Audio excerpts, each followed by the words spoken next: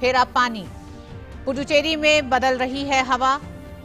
People power वाली होगी प्रदेश में अगली सरकार। आज दोपहर पीएम तमिलनाडु को भी देंगे विकास परियोजनाओं का तोहफा। कोयम्बटूर में करेंगे विशाल जनसभा को संबोधित।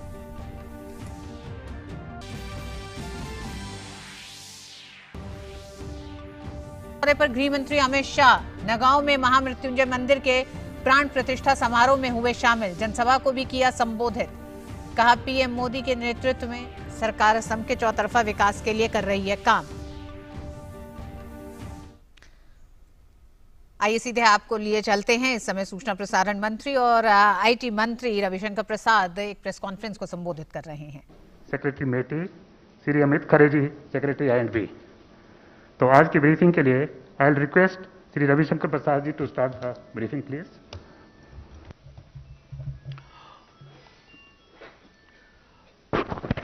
मित्र प्रकाश जी, पदाधिकारीगण और सभी I&B सेक्रेटरी और आईटी सेक्रेटरी और पत्रकार मित्रों, आज हम सोशल मीडिया के संबंध में गाइडलाइन और डिजिटल मीडिया और OTT के बारे में कोड ऑफ एथिक्स, इसको लेकर आपसे चर्चा करने के लिए उपस्थित हुए हैं। ये आपको हम बता दें कि जो सोशल मीडिया है, बाकी इंटरमीडियरी है, उसके संबंध में जो हमने गाइडलाइन बनाई है नई, उसको मैं प्रस्तुत करूंगा।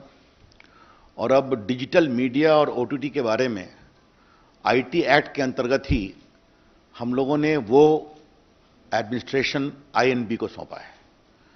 तो I&B के द्वारा जो फाइनलाइज किया है, चर्चा करके बाद वो उस रूल के बारे में प्रकाश जी बताएंगे।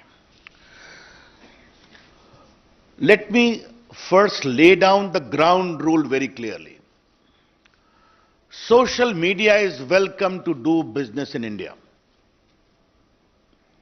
They have done exceedingly well. They have got good business. They have got good number of users, and they have also empowered ordinary Indians. इसकी हम तारीफ करते हैं। व्यापार करें, पैसे कमाएं और सोशल मीडिया पर ऑर्डिनरी इंडियंस को आप मजबूत करें। आपका स्वागत है। The government welcomes criticism and the right to dissent. Let me make it very clear. And social media has been used to ask questions too. But it is very important that the users of social media must be given the forum to raise their grievance and resolution against the use, against the abuse and misuse of social media. Let me repeat, it is very important that the social media users running into crores should also be given a proper forum for resolution of their grievances within a time-bound manner against the abuse and misuse of social media. ये हमारा एक बहुत बड़ा इसका focus है कि we are empowering the ordinary users of social media in this process. बाकी प्रकाश जी उस विषय को बताएंगे। हमारे सामने शिकायत आती थी कि एक महिला की मॉर्फ फोटो दिखाई जा रही है, मॉर्फ किया हुई। बॉयफ्रेंड गर्लफ्रेंड स्प्लिट कर गए, बहुत कॉम्प्रोमाइजिंग फोटोग्राफ दिखाई जा रही है। ऐसे ऐसे प्रेजेंटेशन आ रहे हैं सोशल मीडिया में which cannot be called civilized from any point of view, impinging upon dignity, compromising the civilized norms of existence. ऐसी शिकायतें हमारे पास बहुत आई थी। और बाकी चर्चा हम करेंगे कि how of late some intermediate and social media platforms are used to garner commercial and financial controversy inter se among corporate houses. हमारे सामने ये भी शिकायत आई थी कि सोशल मीडिया को आजकल क्रिमिनल, टेररिस्ट देश में chaos, mayhem, वायलेंस को प्रमोट करने के लिए also from across the border कार्रवाई कर रहे हैं। मैं आपको बताना चाहूंगा, the basic essence of this is what? I would say it a soft touch oversight mechanism where we are insisting upon the platforms to develop the mechanism and have a robust redressal of grievances. और अब जब प्रकाश जी अपनी बात कहेंगे तो वहां भी एक सॉफ्ट टच मैकेनिज्म है where the platforms be the OTT और digital platforms are being emphasised to have a proper mechanism. ये हमारा फोकस है, ये समझना चाहिए. मैं I am wish to share some statistics to you. Bharat में व्हाट्सएप के यूजर्स हैं 53 crore. YouTube users are 44.8 crore. Facebook users are 41 crore. Instagram users are 21 crore. And Twitter users are 1.75 crores. This is a good number. We are very happy about it. Indian users are using these platforms and they are also making good business case. Welcome. But what has happened, as I indicated in the very beginning, concerns are being raised over the years about rampant abuse of these social media platforms. ये आपके court के सामने बात आई है, parliament के सामने बात आई है, सिविल सोसाइटी ने बात उठाई है. और फेक न्यूज का तो ये हाल है कि आजकल मैं टीवी चैनल्स को देखता हूं कि वो भी एक फैक्ट चेक मशीन रखते हैं. जब प्रकाश जी ने यहां फैक्ट चेक शुरू किया तो हमने कहा नई बात है, but now I see many channels are having a fact check machine. Therefore this only confirms the rampant spread of fake news. और बाकी financial fraud, incitement to violence, ये सब चीजें चल रही थी. तो ये हमने देखा कि जो इंडिया में सोशल मीडिया का एवोल्यूशन हुआ है, many became as an intermediary, then became the social media, some became publishers overnight. ये भी अपने आप में एक डेवलपमेंट हुआ है, ये आपको हम बताना चाहते हैं. आज का हमारा rational and justification for new guidelines क्या है, मैं 4-5 पॉइंट आपके सामने रखना चाहता हूं और ये बहुत इंपॉर्टेंट है. आपको एक व्यापक प्रेस रिलीज मिलेगा.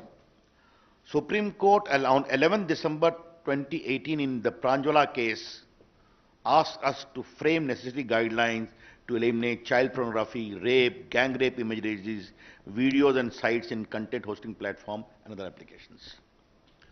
सुप्रीम कोर्ट ने फिर 24 सितंबर 2019 को मेरी मिनिस्ट्री को डायरेक्ट किया कि please have a new guideline completed at the earliest. Our secretary, Mr. Ajay Sani, had filed an affidavit in the court. He will be doing by this year beginning itself. Rajya Sabha में 26/7/2018 को calling attention motion हुआ था fake news पर, abuse of social media पर. And all the members of parliament urged me to take action and there is my assurance on the floor of the house कि we will improve the entire guideline. और राज्यसभा की एक ad hoc committee की report है on 3 फरवरी 2020 जहां पर pornography on social media, effect on children, hate content on social media, इसको लेकर चिंता प्रकट की गई थी. Therefore, court orders, parliamentary proceedings, I only mention of Supreme Court, there are many orders of the High Courts as well to take action in this. हमारी ministry ने व्यापक कंसल्टेशन किया. We prepared a draft on 24th of December 2018, where we received 171 comments. We put those comments in public domain, and we had 80 counter comments too. Therefore, widespread consultations was done, and also in the case of INB, which will be explained by them. अब हम इसके salient features को आपके सामने रखना चाह देते हैं. बाकी तो रूल्स आपके सामने आएगा, प्रेस स्टेटमेंट भी है. पहला है कि 2 कैटेगरी की है. एक है intermediary, which can be a social media intermediary, और दूसरा है significant social media intermediary.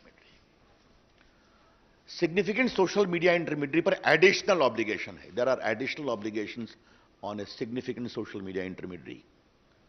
We shall notify the users number for a significant social media intermediary very soon. Who will be those? पहला है कि आपको एक ग्रीवांस रिड्रेसल मैकेनिज्म रखना पड़ेगा, एंड इस ग्रीवांस ऑफिसर का नाम भी आपको रखना पड़ेगा, who shall register the grievance within 24 hours and disposal in 15 days. That is very clear. Second, if there are complaints against the dignity of users, particularly women, that expose their private parts of individuals or nudity or in sexual act, impersonation, etc., you will be required to remove that within 24 hours after a complaint is made. This particular provision is designed to respect the dignity of the women of India and anyone else. It's very clear. उसके बाद मैंने बता दिया आपको कि दो प्रकार के सोशल मीडिया होंगे। तो जो सिग्निफिकेंट सोशल मीडिया होगा उनको तीन काम करना पड़ेगा। पहला, you will have to have a chief compliance officer resident in India, responsible for ensuring compliance of the acts and the rules. Second, a nodal contact person resident in India for having 24/7 coordination with the law enforcement agencies.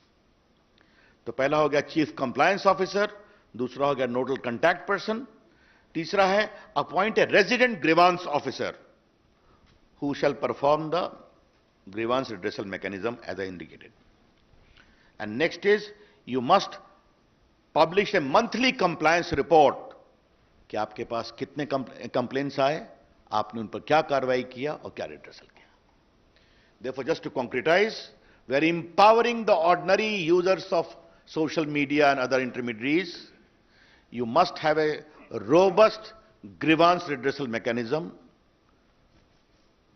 instituting the complaint within 24 hours, redressal within 15 days. You must have a chief compliance officer for significant social media. You must have a nodal contact person. You must have a resident grievance officer, all residing in India. And you must give a monthly compliance report. ये बहुत स्पष्ट है. उसके बाद एक सवाल आता है फर्स्ट ओरिजिनेटर का, कि खुराफात हुई, but who was the creator, who was the first creator of the mischief? बार बार चीजें रीट्वीट पर ट्वीट होनी शुरू होती हैं, कई बार महम शुरू हो जाता है ऑन व्हाट्सएप, मॉब लिंचिंग में. तो फर्स्ट ओरिजिनेटर कौन है, इसके बारे में बताना पड़ेगा. This first originator will not, we don't like to have the content, क्योंकि कंटेंट तो बाहर आ जाता है, कई लोग ट्वीट रिट्वीट करते हैं. हु बिगैन द मिसचीफ, ये आपको बताना पड़ेगा. ये मिसचीफ अगर भारत के बाहर से हुआ है तो भारत में उसको किसने शुरू किया, ये बताना पड़ेगा. I repeat, the social media platforms upon being asked either by a court order or by the government authority will be required to disclose the first originator of the mischievous tweet or message, as the case may be. And this should be only in relation to sovereignty and integrity of India, number one. Number two, security of the state, public order, relations with foreign states, or rape, sexually explicit material, etc., etc. तो आपको यह बताना पड़ेगा कि खुराफात पहले किसने शुरू की, उसको आपको जानकारी देनी पड़ेगी. यस. और ये सब उसी अपराध के बारे में होगा जहां 5 साल से अधिक की सजा है. I explain to you. बाकी उनका एक फिजिकल देश में एड्रेस होगा. इसमें हम एक और प्रावधान कर रहे हैं कि आपको एक वॉलंटरी वेरिफिकेशन ऑफ अकाउंट्स का इंतजाम करना पड़ेगा. Social media, not the government. The social media platform must have a provision for voluntary verification mechanism of the users. क्योंकि आप मोबाइल से करते हैं, बाकी से करते हैं, आपको बताना पड़ेगा. और एक अंतिम बात है कि दो बातें कहूंगा कि अगर कोई अनलॉफुल इंफॉर्मेशन आपके प्लेटफॉर्म पर है, again if there is a court order or appropriate government directs that, तो आपके law and order, integrity of India, sovereignty of India, etcetera etcetera, तो आपको उसको हटाना पड़ेगा। एक अंतिम बात आपको बताना जरूरी है कि आपको रिमूव करना पड़ता है अपने, आपका हर ट्वीट हटा देते हैं, आपका फेसबुक से एंट्री हटा देते हैं। तो अगर कोई significant social media intermediary remove और डिसेबल करता है किसी यूजर के कंटेंट को, तो आपको उसको इंटीमेट करना पड़ेगा, उसकी सुनवाई करनी पड़ेगी। If you seek to remove the or disable access to the content of any social media user, you are required to give him reasons and also hear him. ये हमने एक प्रोविजन रखा है। मित्रों, ये जो सिग्निफिकेंट सोशल मीडिया के लिए जो हमने कानून बनाया है, वो 3 महीने में हम लागू करेंगे ताकि वो अपनी मैकेनिज्म को इंप्रूव कर लें। We'll be giving a window for 3 months for significant social media, and the rest will come into effect from the day the rules are notified. That's all from my side. Over to Prakash.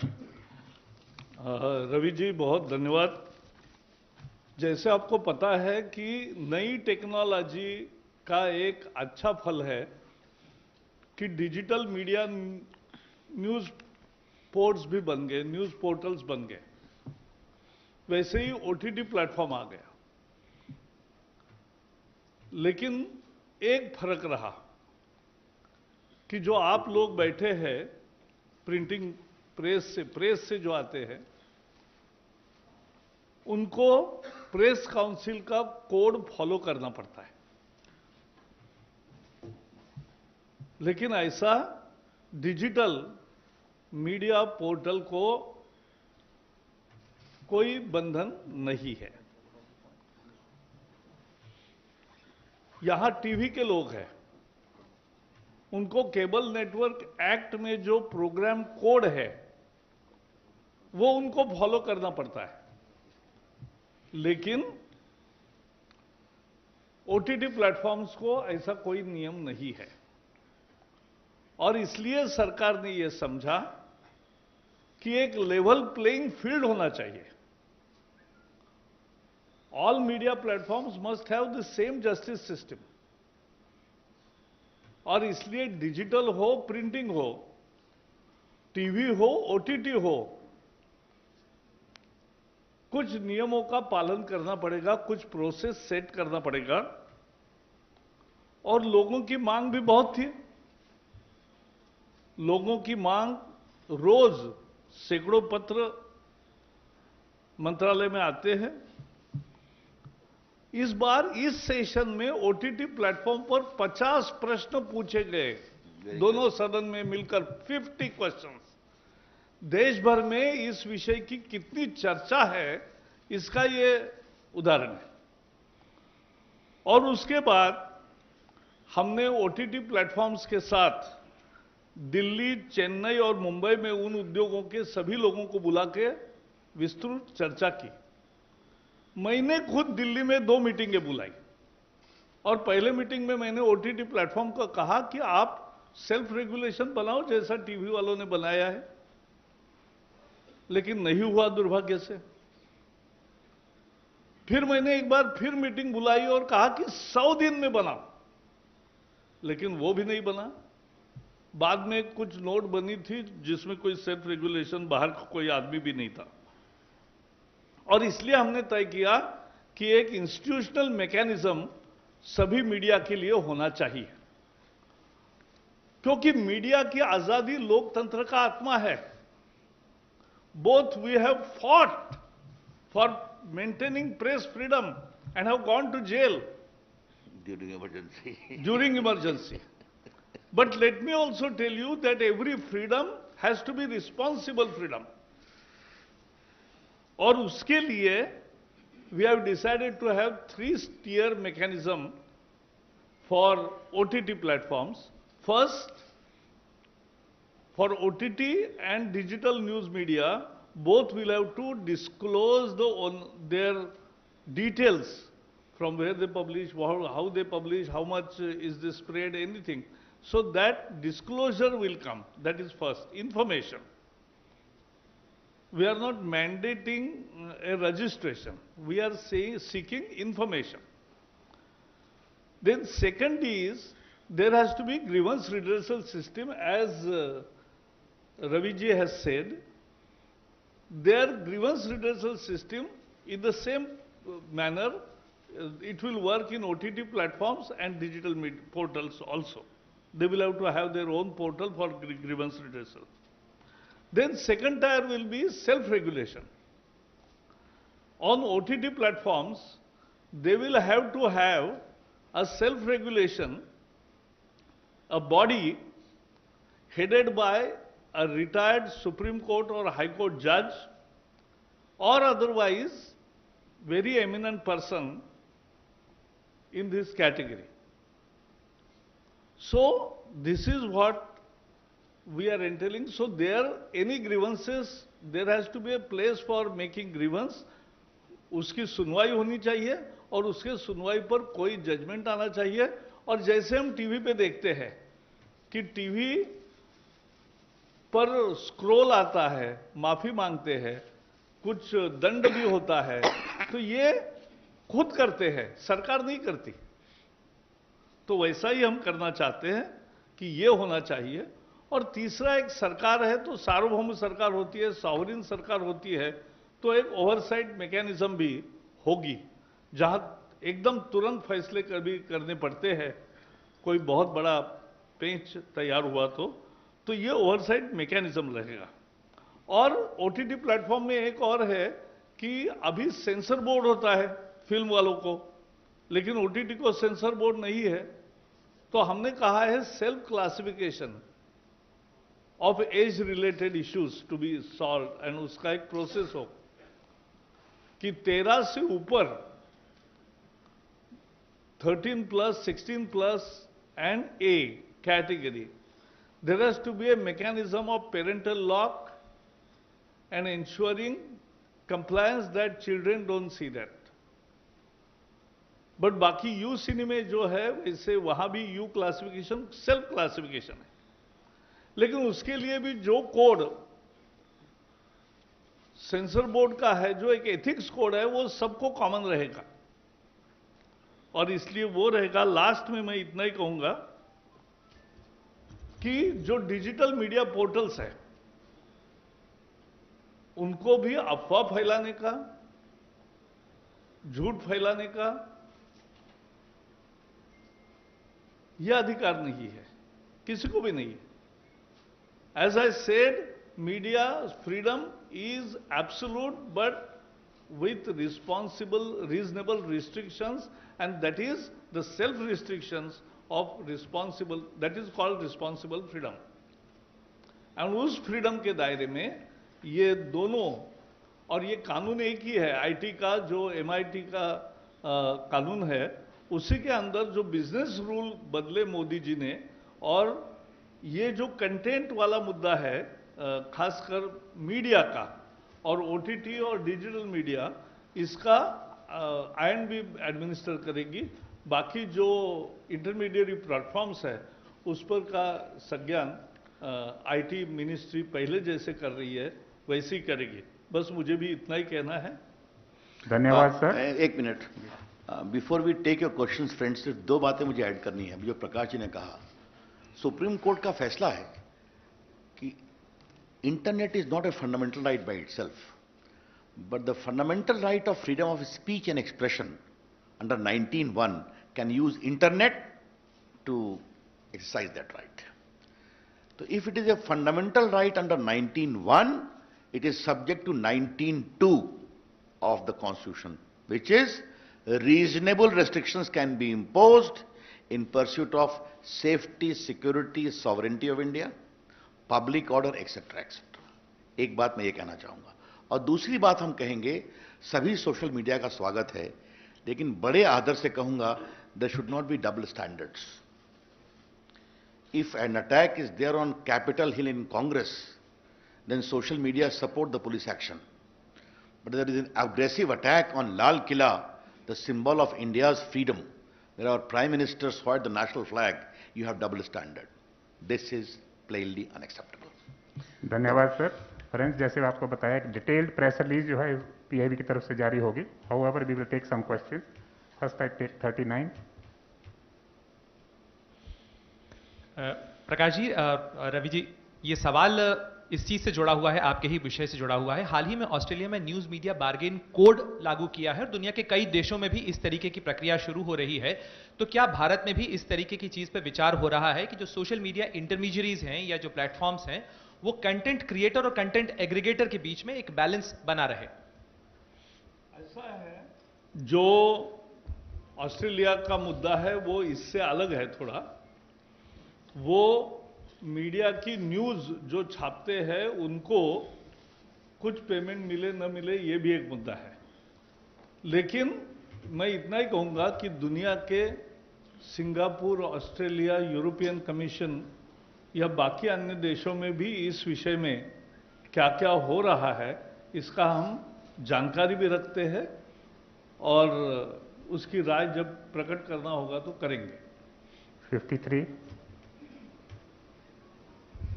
Sir, मैं मुकेश कौशिक हूँ, दैनिक भास्कर से। मेरा सवाल रविशंकर जी से है। आप रविशंकर जी personally भी बहुत इस बात के वोटरी रहे हैं कि सोशल मीडिया पर जो अकाउंट खुलें वो फेक ना खुलें, नामी ना हों, और इसलिए उनकी कोई ऑर्गेनिक लिंक होनी चाहिए।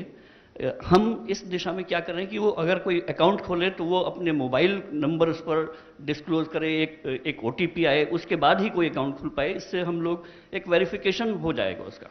देखिए, जैसा मैंने आरंभ में बताया था, इस नए गाइडलाइन का पर्पस क्या है? सोशल मीडिया खुद ये काम करें और उनके यूजर से करवाएं। हम सरकार का हस्तक्षेप कम से कम चाहते हैं, इसीलिए एक voluntary mechanism social media platform create करें और उनके रजिस्ट्रेशन कराएं। उनका मोबाइल तो उनके पास ही है, सिम कार्ड है, आधार कार्ड है, क्या करना है उनको तय करना है। लेकिन हम जरूर चाहते हैं, अपेक्षा होगी कि ये वेरिफिकेशन जरूरी है, वरना वो भारत से ट्वीट हो रहा है, रिट्वीट हो रहा है, विदेश से हो रहा है, पाकिस्तान से हो रहा है, कहीं ना कहीं तो इसके बारे में एक मैकेनिज्म होना चाहिए। 13। सर, मेरा सवाल एक प्रसाद सर से और एक जावड़ेकर सर से, दोनों से है। सर, सोशल मीडिया कंपनीज कहती हैं कि ओरिजिनेटर आइडेंटिफाई करने के लिए उन्हें end to end encryption break करना पड़ेगा, तो उसके ऊपर आपका क्या कहना है? वो कह रहे हैं कि प्रिवेसी जो है वो लोगों की वायलेट होगी। एंड जावड़ेकर सर से क्वेश्चन बेसिकली ये है कि सर, जो ऑनलाइन न्यूज़ मीडिया कंपनीज हैं उनका मानना है कि, और आपके एक्ट के हिसाब से, रूल्स के हिसाब से ऐसा लग रहा है कि वो 69A के अंडर आएंगे, IT एक्ट के, तो उसके अंडर लाने का उसको क्यों परव्यू किया गया है? ब्लॉकिंग एक्सेस क्यों दिया जा रहा है सर? पिछले कुछ दिनों में इस रेगुलेशन के बारे में अलग अलग खबरें आई है। जब आप रूल्स देखोगे और प्रेस रिलीज देखोगे तो बहुत सारे गलत निकलेंगे। As far as your question is concerned, let me make it very clear.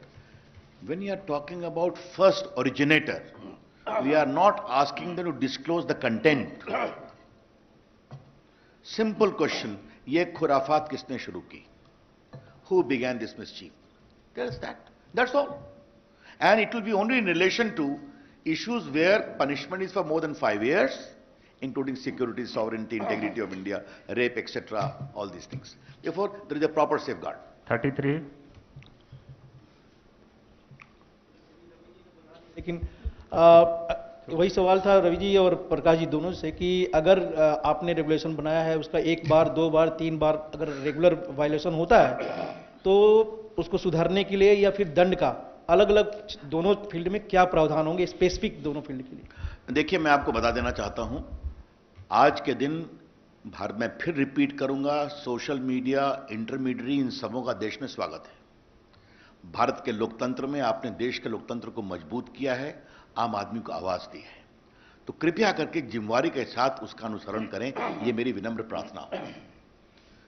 और अगर इतने क्लियर गाइडलाइन, जहां दायित्व उनका है, अगर उसका वो अनुपालन नहीं करेंगे तो जो भी कानून में प्रावधान है, IT एक्ट में बाकी है, वो देखा जाएगा। I want to repeat in very right earnest that we appreciate the proliferation of social media in India and also its use by ordinary Indians. We want them to be more responsible, more accountable, follow the laws and Constitution of India and give voice to their users. I hope they will appreciate. If they don't, then whatever the provisions are there in the law will take its course. 82। नहीं, उनका एक प्रश्न OTT पे क्या होगा self regulation में। तो जैसे आज टीवी का सेल्फ रेगुलेशन है और किसी की भी शिकायत है तो सुनवाई होती है, जज करते हैं और जजमेंट भी देते हैं कि जिसमें सजा यानी फाइन भी होता है, स्क्रॉल भी चलाना पड़ता है या अन्य भी प्रकार है। तो ऐसे ही मैकेनिज्म उसी तरीके से ये ओटीटी प्लेटफॉर्म्स को तैयार करना पड़ेगा। Sir, this is Aditi from Times Now. I have a question for Mr. Ravi Shankar Prasad. Sir, we're given to understand that even the news pages and the news handles are going to be included in the new guidelines. So my question was, how exactly is the news content also going to be regulated, and what are the details of the special guidelines for the news publishers? I think Prakash, you have asked this question to the wrong person, but let me tell you, Prakash ji has already said very specifically, we are only removing the double standards. What is being followed in the print, you follow here as well. That's all. Print media को press council का code follow करना पड़ता है, वही code है। और उनके संबंध में किसी को शिकायत करनी है तो प्रेस काउंसिल के सामने शिकायत कर सकते हैं, उसकी सुनवाई होती है, दोनों पक्ष सुने जाते हैं और फिर प्रेस काउंसिल भी दंड करता है न्यूज़पेपर्स को, तो वही तरीका रहेगा। 20 सर, ये आइडेंटिफाई करने की प्रोसेस क्या होगी, कौन सा डिसीजन मेकिंग अथॉरिटी कौन होगा? कि आईटी का सेक्रेटरीज का पैनल होगा जो इसको आइडेंटिफाई करेगा कंटेंट को, या फिर कंप्लेंट किसी की भी हो सकती है, मेरी भी हो सकती है, या यहाँ बैठे किसी की भी हो सकती है? पहली बात बता दूं कि जो वेरिफिकेशन आपने बताया, तो सोशल मीडिया आराम से सिम कार्ड से, मोबाइल नंबर से वेरीफाई कर सकते हैं, उसमें तो कोई दिक्कत नहीं है। मैंने बताया कि चाहे वो प्रकाश जी का विभाग हो या मेरा विभाग हो, पहला ग्रीवांस रिड्रेसल आपको करना है, मैकेनिज्म बनाना है, और सोशल मीडिया को 2-3 काम और करना है जो सिग्निफिकेंट है। अब आप नहीं करतेंगे तो बाकी तो आईटी एक्ट में तो प्रावधान ही है ना, उसकी चिंता की जाएगी। आप तो जानते हैं आईटी एक्ट, तो सेक्रेटरीज का पैनल जो है वो डिसाइड करेगा किसी का, वो आई थिंक जो आईटी एक्ट में प्रोविजन है उसके अनुसार आज हम रूल्स गाइडलाइंस लेकर के आए हैं। आईटी एक्ट की तो प्रावधान नहीं है ना। 37 लोगों को सवाल पूछ रहे दीजिए इस पर। हाँ, कोई बात। Sir, I'm just adding to the question on the news websites that are being included. What I want to understand, since for the first time this has been done, sir, there hasn't really been any consultation with the stakeholders. All of us have now been included in the IT Act. Do you intend to get us on board, have a conversation on this? What is the government planning to do? पहले तो आपने अच्छा सवाल पूछा, क्योंकि हमें पता ही नहीं है कि डिजिटल न्यूज पोर्टल्स कितने हैं। इसीलिए तो हमने कहा है कि उसका डिस्क्लोजर ऑफ इंफॉर्मेशन यह आपको करना है, तो हमें पता चलेगा इतने हैं। कंसल्टेशन करें किससे, ये भी तो मुद्दा है ना। तो सारी जानकारी आएगी, तो हमारे दरवाजे सबके लिए हमेशा खुले हैं। कोई भी आपके सुझाव है तो जरूर आपका स्वागत है। 72 जेल किसको होगी, यूजर को कि या प्लेटफॉर्म? जी ऑफेंडर, लॉ ऑफेंडर। चलिए आगे let's go. Yes, who is next? 17 quick fast. Sir, मैं नवनीत मिश्रा हूँ, न्यूज एजेंसी आईएनएस से।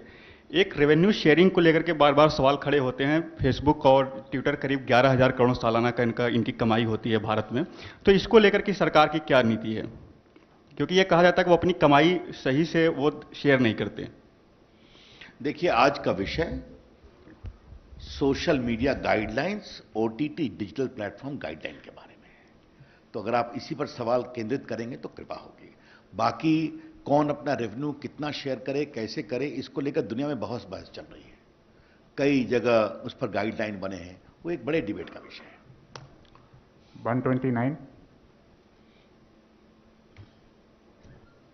Sir, I'm Surabhi from the Economic Times. Just want to understand, sir, that will there be another round of consultation on all these guidelines? Because you've not notified it, so how long will it take to notify these guidelines? And like my colleague asked, that none of the news publications have been given an opportunity to actually, comment or consult on these guidelines. So will there be a formal process of consultation which will be done to call all the news publications and get their comments on this code? Your question is to whom? Prakash sir. And also to you sir in terms of when we will notify the final guidelines. मैंने जैसे बताया OTT platforms 40 entities known है, उनके साथ 3 बार consultation Delhi, Chennai, Mumbai में हुआ। 2 बार मैंने दिल्ली में सबको बुलाकर मीटिंग की। जो आज मैं गाइडलाइन ले आया हूं उसका ही उन्हीं को करे खुद, यह हमने आग्रह किया। दुर्भाग्य से 6 महीने में नहीं हुआ और इसलिए अब गाइडलाइन आई है। और कंसल्टेशन कहोगे तो जैसे रवि जी ने कहा, उनका तो गाइडलाइंस वेबसाइट पर रखे ही थे ओपन, और उस पे 177 कमेंट्स भी आए और कोई काउंटर कमेंट भी आए।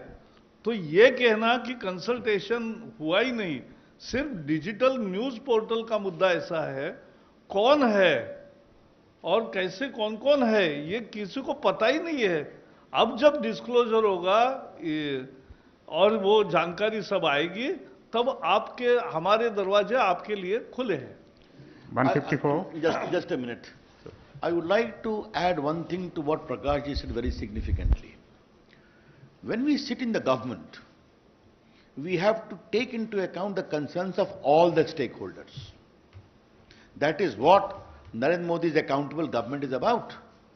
Should we keep quiet when a mother starts complaining to us that my daughter is being exposed like this? Should we keep quiet when a small business entrepreneur is sought to be swamped by big business houses based upon falsehood? My department is full of these complaints. So is Prakash ji's. Therefore, we have said, no, we will have this mechanism, but you will have to enforce it. We will have a soft touch. That is what this is about. Wait कर लीजिए ना, जैसी होगा आपको मालूम हो जाएगा, जल्दी ही करेंगे।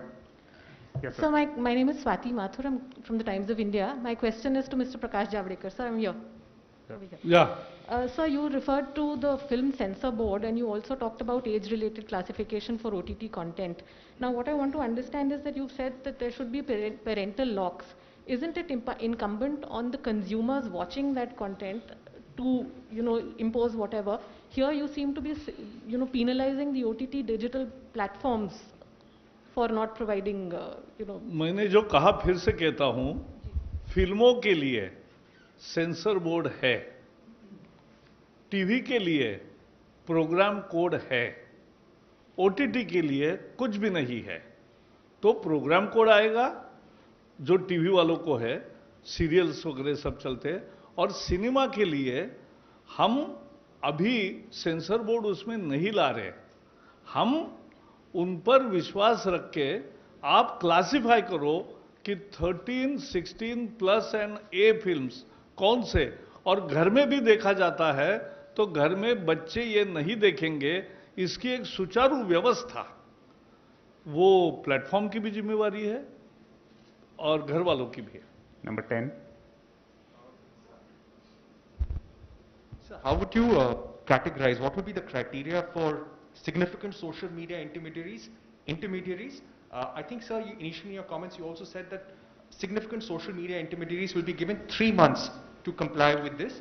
Is there any timeline for OTT as well, sir? Mr. Javadekar, this is a question for both. The first question is significant social media and non-significant social media would be classified based upon the number of users. Very soon we are going to notify it. It will be a significant number, maybe 50 lakh or above or something like that. That we are working out, but very soon we are going to notify that. And once significant social media reach is notified, they will be given a 3 months time because they have to have additional obligation. Chief Compliance Officer, Nodal Officer, Grievance Redressal Officers. For others, it will kick in immediately. 47. Venkatraman, vanakkam. Yes.